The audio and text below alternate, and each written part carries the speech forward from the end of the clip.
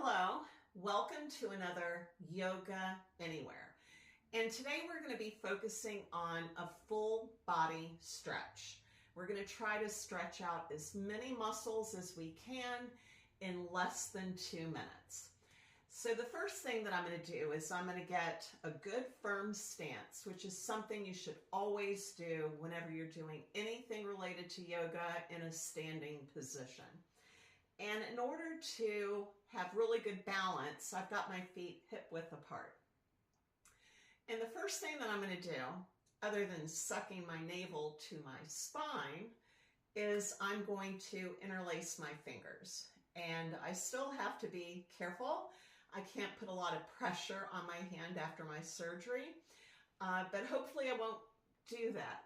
So if you hear me yell out in pain, you'll know I did. But once your fingers are interlaced, you want to push them out and suck your navel in and engage all the muscles of your legs. So obviously we are going to be focusing on the upper body in the beginning of this stretch video. So what I'm going to do first is go up above my head, over to the left while I bump my hips to the right, come back in, and then do the same thing on the other side. Now I'm going to combine it with breathing. So I'm going to breathe in as I bump over to my left, and then out on my way back. In, out. And then my arms are going to come back down. So what we've been able to do with that simple motion is stretch all the muscles of the side body, most of the muscles in our arms, and you'd be surprised, but also a lot of the muscles in our back have been stretched out as well. So now with that same interlaced fingers, what we're going to do now is a slight back bend. So I'm going to get my firm stance. Now you don't have to go back any farther than this, but then going back to a forward fold. So that will help get any muscles in the pectoral area and your back stretched a little bit more. So now I'm going to combine both. Going up,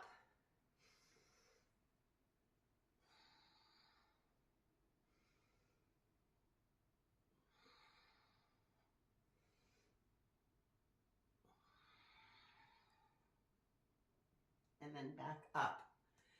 Now to do our lower body, and it'll involve a little bit of arm work as well. What I'm going to do is I'm going to reach up for the sky and lift up on my toes. And while I'm still on my toes, I'm going to go back with airplane arms. So up and back.